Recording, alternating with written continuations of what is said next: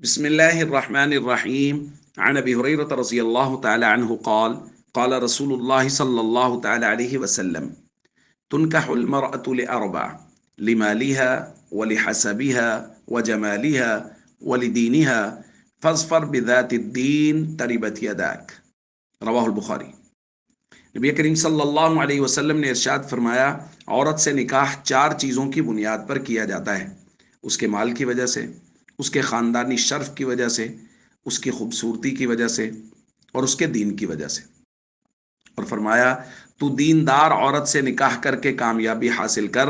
اگر ایسا نہیں کرے گا تو تیرے ہاتھوں کو مٹی لگے گی، یعنی مال کار کے اعتبار سے ندامت اٹھانی پڑے گی.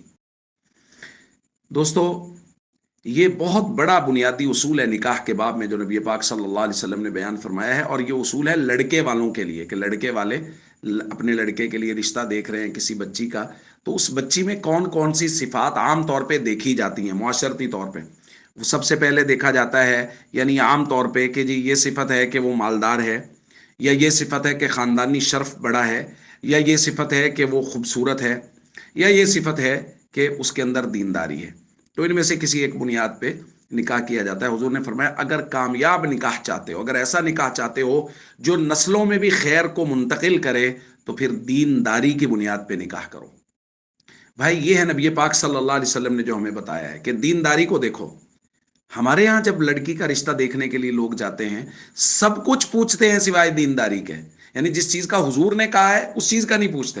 دینداری کا مطلب یہ ہے کہ وہ فرائض و ارکان اسلام کی پابند ہے یا نہیں ہے، نماز، روزہ، قرآن پڑھنا فرض ہے، وہ اس کو آتا ہے یا نہیں آتا. اس کے علاوہ سب پوچھا جا رہا ہے، صرف یہ نہیں پوچھا جا رہا لڑکی کڑھائی سلائی کر لیتی ہے نہیں کر لیتی، وہ کھانا بنا لیتی ہے نہیں بنا لیتی، دنیاوی طور پہ پڑھی کیا ہوئی ہے، سب پوچھتے ہیں.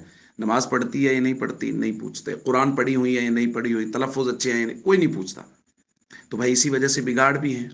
تو اس لیے حضور کے فرمان کے مطابق دینداری کا انتخاب کریں بھائی، دینداری کی بنیاد پر نکاح کریں. جب ایسا کیا جائے گا تو اس کی برکات نسلوں میں منتقل ہوں گی. یہ عورت جب ماں بنے گی، یہ بچی جب ماں بنے گی، تو یہ اپنے بچوں کو قرآن گھر میں پڑھائے گی، یہ اپنے بچوں کو تلفظ ان کے گھر میں درست، ان کی نماز کی عادت یہ خود بنائے گی. تو یہ نسلوں کی تربیت دینداری کی بنیاد پر ہو جائے گی. اس لیے ہم سب کو چاہیے نکاح کے باب میں جو ترجیح ہے وہ دینداری کی بنیاد پر. ایسا نہیں ہے بھائی کہ اور چیز کو بالکل ہی نہیں دیکھنا.